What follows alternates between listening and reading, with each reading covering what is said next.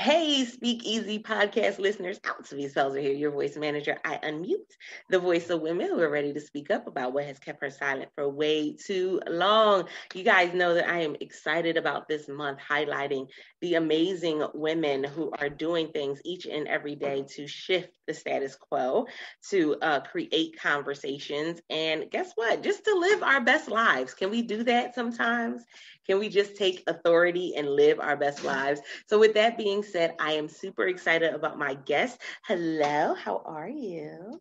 Hi, everybody. I'm Estee Gubbay. Nice to meet you all.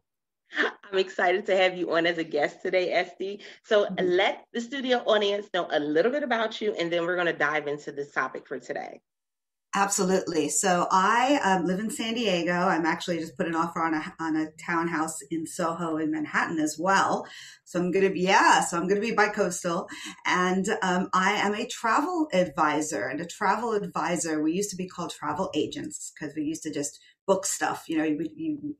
We'd hand you a brochure and then get online and get you air. The industry has changed a lot, even before COVID. And now with the pandemic, there's so many changes to the industry that it really pays to have a travel advisor, someone there by your side to, give you the best advice and, qualify the hotels and the services that you're using for travel, especially going back now. There's just going to be a huge surge of travel in the industry. So travel advisors are going to be even more important. And I'm happy about that. Most definitely. I've had some of those one-star experiences. Mm-hmm. And they weren't fun. It's not fun when you open your eyes and you're trying to figure out what is that on the wall. Photoshop and all that stuff. That it's not just taking away wrinkles; it's taking away a lot of stuff and a lot of pictures. So you can't trust the internet to pick a spot anymore. Yes. So it's interesting though because I love the title of the book, Travel Bucket List, because, when we think about the terminology bucket list, it became a little more popular within like maybe the last 5 years or so. We've seen more people, bringing it up in conversations and posting online. And man, travel is such a huge piece of it because for so long, it was work, take care of home, family, kids. Yes. So when it came to, first and foremost, you wanting to be in this industry, what really appealed to you when it came to travel? That's a very good question. So yeah, you mentioned my book called Your Travel Bucket List. And the book is interesting. It really says a lot about why I got into the industry. I was doing self-development workshops and women's retreats, things like that before I was a facilitator. So I was really into self-development, right? And when you're in self-development or, in business too, you're always talking about like, what kind of goals do you have? How to make your goals bigger, like how to just expand on what you want and have that kind of growth mindset. And, I realized that one of the best things I loved about doing retreats is doing the ones that were somewhere else. Doing them in Tulum and in Mexico and, that type of thing. I really loved travel. And I looked back on what was, important values in my life, and I realized that traveling with my children and having them grow up in that kind of a lifestyle where we traveled a lot was really important to me. And I wanted to continue that. And I enjoyed that. And that's something I wanted to do for other people. So I started my travel agency a few years ago, maybe 4 years ago, if you count this last year with COVID. And last year when travel was banned, I started to put together the book. And really it came from just the talks that I was doing with my clients about travel. I'm not a writer. So it's very conversational. But yeah, like you said, it's an important conversation to have, especially right now, whether it's a travel bucket list or an educational bucket list or bucket list of activities you want to do with your family. We've been sitting around for a year. So we have some time now to think about these things, to reflect. So that's really what I think is different for me right now and what makes the book and my industry different now that we're, hopefully close to post-pandemic. I love that. And, that brings me to my next point because a lot of people that we hear, people talking about their bucket list and we're like, man, I kind of have one, but what would really inspire someone? Like, what could you say to someone to say, you know what, having a bucket list is okay, and it's something that's manageable? Because I think a lot of people, they're like, oh, I want to put Jamaica on my bucket list, but then they don't go back to the list because they don't think it's really something they can actually do. Sure. Yeah, absolutely. I think that's why you have to have that conversation either with yourself if you're traveling alone, which, by the way, is really popular with women. Women travel alone more than men. We loved, and we meet each other. We get together. We go on retreats or we do special activities. So I think that when you can really dig down into like don't have a fear that you're not going to accomplish these things. Just make it a goal, make it a dream building exercise, because as if with even in your businesses, if you don't set down a business plan or have some kind of goals, nothing's going to happen, right? So the typical traveler, what they do is they wait till they're ready, like they're dying to get away, and they have a break, maybe a vacation coming up from work or something. And then they say, oh, okay, where should we go? Where should we go? What's the easiest? What's on sale? What's on Instagram? Let's go do that. Let's go to Cancun. It's, we all know Cancun. That's easy. And I say, instead of doing that, especially now when you have some time to reflect, to sit back and think about not where you want to go, but what kind of experiences you want to have and how you want to grow as a person. And then think about how that relates to your travel. So maybe, for instance, you want to really teach your children how to be brave world citizens, right? So they may not get that from going somewhere, like a local theme park vacation, right? They may have a good time, but instead you can do something really fun. And I'll even bring it back to Cancun, because you can do these things in different places. Where is the best place to grow and do some adventure, right? So let's take Cancun, for instance. We know we want to give some adventure to our kids and they're young. What can we do? Well, how about like zip lining? Like my daughter was 8 and we took her zip lining in Cancun. And at first she was like terrified and she wasn't going to do it. And then we decided we all wanted to go. We weren't going to stop, so we said, how about we pay you $1 per zip line? She counted 16 zip lines and suddenly she was brave, right? After the first one, she was good to go. You know what I mean? She learned bravery. She learned, that if you make the stakes high enough, you're willing to push through and do something brave. And zip lining isn't very dangerous. It's relatively safe, but it feels really adventurous. Do you see what I'm saying? So you can start out small. So then we all became scuba certified eventually. We were really into scuba, and we were into swimming with like the biggest marine mammals we could find. Okay. So that was our thing. So when we looked at the next trip, we were thinking about, well, where can we do that? Where can we swim with manta rays? Where can we swim with whale sharks? Where can we swim with sharks? And so we ended up going to different places that wouldn't be on our travel bucket list, but they were the best places to do those activities. And therefore we built the best memories on those trips. We exceeded our, bravery threshold by swimming with 30-foot whale sharks and bull sharks and things like that. So yeah, that was a long story, but basically you get the idea. Think first about what you want to accomplish in your life and how you want to grow and what you want to teach your children and what kind of memories you want. And then after you do all that, then think about where you want to go and what the best place is to do those things. I love that, because when we think about memory building starts today. Like, we think about the bucket list and we're like, oh, we'll wait 10 years and this is what we want to have done.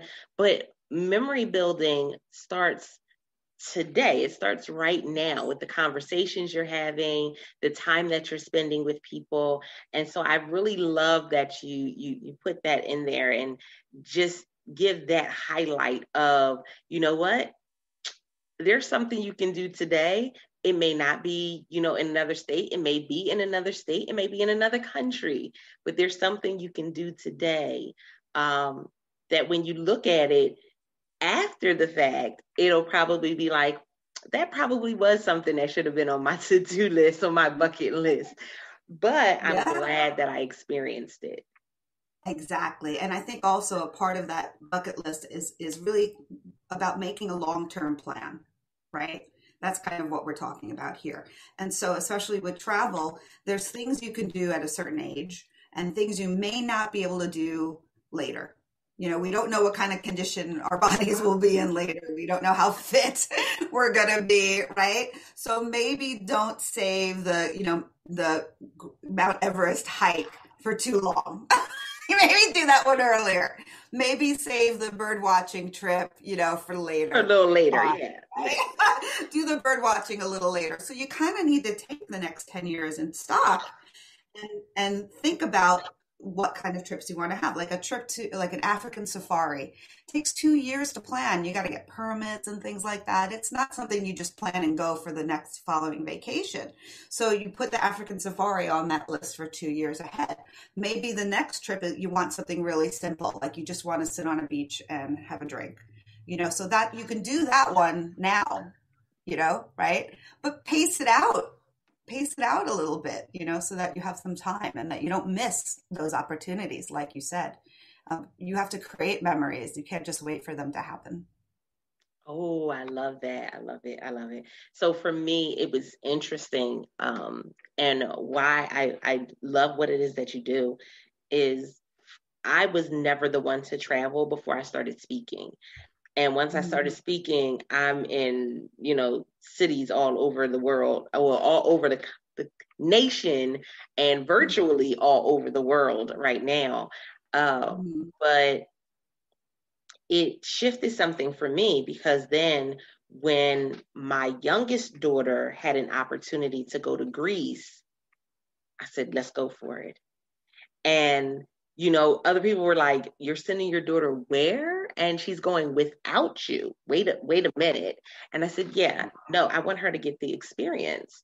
And unfortunately, my two older ones were supposed to go to Japan last summer, but of course we had the whole thing with the pandemic and everything. So that did not happen. But it made me say, not only do I want to create this experience for myself, but I want to shift something for my children. And I think this is a really key topic that a lot of people are not, tapping into it this deeply, but we want our children to be at a better position than what we were, then we have to expose them to different things. And so my children listen to K-pop, they watch K-dramas and J-dramas, and they all types of they've influenced me to start watching different things. I always have the subtitles on, guys. I have not fully learned the languages yet, but I know some words. So it's interesting because their life experiences, even before she was able to go to Greece, their life experiences was different because I chose to expose them to something different. And now more than ever, that exposure is valuable. So can you talk about that a little bit? What it has been like for you with that exposure, but also what has it been like for your children? Like from their perspective, do they look at you and say, wow, mom, like I thank you for doing this? Absolutely. So my children are now 18 and 20, almost 21, right? The 8-year-old is the 18-year-old back then. And they impress me. They seriously are world citizens who believe in social justice, and I believe they are going to change the world, right? So I have a story like yours where that same younger daughter was about 13, 14, and she was into journalism, and she did this whole presentation for us about why she should go to the New York Times Summer School of Journalism in New York at 14. And we were like, At first we were like, no, what are you talking about? But she had the whole presentation, and everything all set up and whatever. And I got a friend in New York to pick her up at the airport or whatever. So I felt secure. Anyway, she ended up doing that program at 14 in New York by herself. At 15, she went back to New York again. At 16, she went to France and did a program in France. So she was working her way up, right, in traveling on her own. Actually, that trip in France, we were on a trip. We were in Hong Kong at the time, and we flew home to San Diego, and she flew to France from Hong Kong by herself with a layover, in Rome, And it may sound crazy to other people that we allow our kind of young children to do this, but they had been prepared for this. My daughter has been in airports several times a year. She knows her way around the airport. She feels secure. And, she had been studying French. I was surprised she wanted to take French in the first place. I thought she'd take Spanish, but this is what she wanted to do. Okay. Long story short, now she just found out this week she got into one of I think number 1 or number 2 school in Europe for political science guess where? France. So she's going to be spending the first 2 years of her college experience in France. So good thing she learned French. Good thing she figured out how to travel on her own. She would never apply to a program like that if she hadn't done these smaller trips over each summer. So there's simpler ways you can do that with your own family. For instance, each trip that you take, do something a little different. Take an afternoon and volunteer and help, paint some walls on a village school or do something to help out the local people. Get around the local people. I have lots of clients that do that. They take one day, out of each trip to do something to volunteer. Another thing that a lot of my clients do is they take time to learn a little bit about where they're going before they go.